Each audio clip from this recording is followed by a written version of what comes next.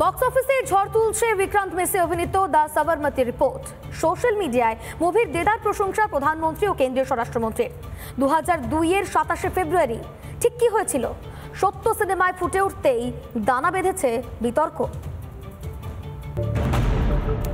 27শে ফেব্রুয়ারি 2002 পুড়িয়ে দেওয়া হয় কর সেবক ভর্তি সবরমতী এক্সপ্রেসের 4টি কোচ।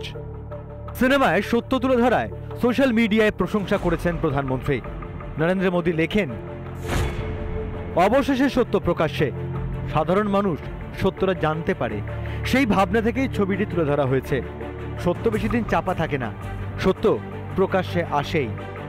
শুধু প্রধানমন্ত্রী মোদীই নন, সিনেমার প্রশংসা করেছেন কেন্দ্রীয় স্বরাষ্ট্রমন্ত্রী অমিত শাহ।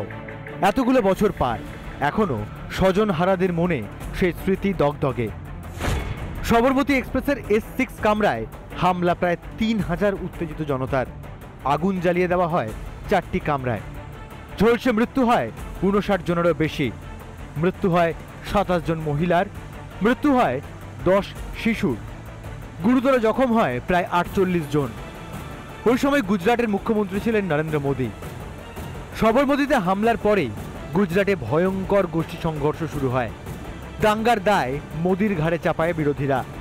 সমালোচনায় বিদ্ধ হতে হয়েছিল মোদীকে। পরে ওই ঘটনায় নরেন্দ্র মোদীকে ক্লিন চিট দেয় সুপ্রিম কোর্ট। গোধরা কাণ্ডকে নিয়ে কিভাবে রাজনীতি করা হয় তা এখনো ভুলতে পারেননি প্রধানমন্ত্রী নরেন্দ্র মোদী। गोधरा की हृदय विदारक घटना हुई और उसके बाद की परिस्थितियों में गुजरात हिंसा की आग में जल उठा। पूरे गुजरात के आर्थिक जीवन में हाहाकार मचा हुआ था।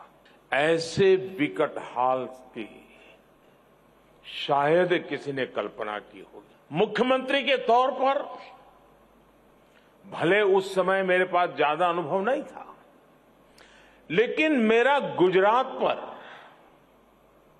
अपने गुजरात के लोगों पर अटूट भरोसा था। এখনো গোধরা কাণ্ডে প্রধানমন্ত্রীকেই বিধে চলেন বিরোধীরা। অন্যদিকে বিজেপির দাবি, এতদিন পর সবরমতী এক্সপ্রেস কাণ্ডের সত্য সামনে এলো। রিপাবলিক বাংলা। মঙ্গলবার দূষণে হাঁসফাঁস রাজধানী দিল্লি। সব রেকর্ড ভেঙে এদিন সূচক পৌঁছলো 494-এ।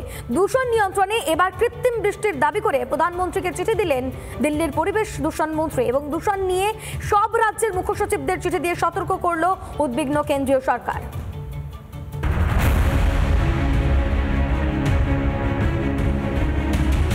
সোমবারের পর মঙ্গলবারও অতি ভয়ানক দিল্লির দূষণ পরিস্থিতি। সকাল থেকেই ধোঁয়াশায় ঢেকেছে দিল্লি। ধোঁয়াশার চাদরে ঢেকেছে লুধিয়ানা, চণ্ডীগড়, নয়ডাও। ব্যাপকভাবে কমছে দৃশ্যমানতা।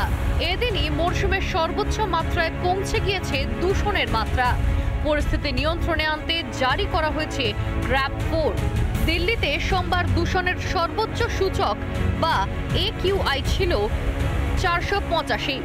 এদিন এক লাফে সূচক পৌঁছে যায় 494-তে। সাধারণত বাতাসের গুণমান সূচক 0 থেকে 50-এর মধ্যে হলে তা ভালো বলে ধরা হয়। সূচক 51 থেকে 100 হলে তা সন্তোষজনক বলে ধরা হয়। সূচক 101 থেকে 200 হলে মাঝারি বলে বিবেচিত হয়। গুণমান সূচক 201 থেকে 300 হলে খারাপ, 301 থেকে 400 হলে খুব খারাপ এবং 401 থেকে 450 ভয়ানক হিসেবে ধরা হয়। সূচক 450-র বেশি হলে অতি ভয়ানক ধরা হয়। কিভাবে নিয়ন্ত্রণ করা হবে দূষণ? গ্র্যাপ 4 ব্যবহার করেও পরিস্থিতি নিয়ন্ত্রণে আনা যাচ্ছে না। এই পরিস্থিতিতে কৃত্রিম বৃষ্টি চাইছেন দিল্লির পরিবেশ মন্ত্রী গোপাল রায়। প্রধানমন্ত্রীর হস্তক্ষেপ চেয়ে ইতিমধ্যেই চিঠি দিয়েছেন তিনি। हमें लगता है कि अब वो समय आ गया है कि दिल्ली के अंदर इस स्मॉग की चादर को तोड़ने के लिए, दिल्ली के लोगों को प्रदूषण से मुक्त कराने के लिए आर्टिफिशियल रेन कराई जाए।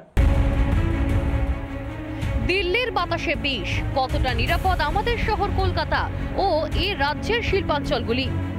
দূষণ সূচকে দিল্লির থেকে অনেকটাই নিচে কলকাতা থাকলেও স্বস্তি আছে কি?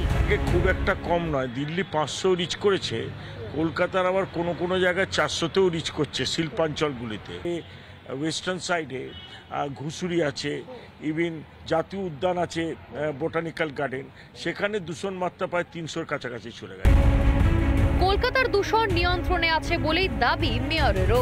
আমরা যেমন স্প্রিংকলার দেওয়া, ফগ মেশিন দেওয়া দিয়েছি, দু একটা পয়েন্ট ছাড়া কিন্তু এখনো আমাদের কন্ট্রোলের মধ্যে বাইরে। নাড়া পোড়ানো বন্ধ না করলে কি দিল্লিতে দূষণ নিয়ন্ত্রণে আনা সম্ভব?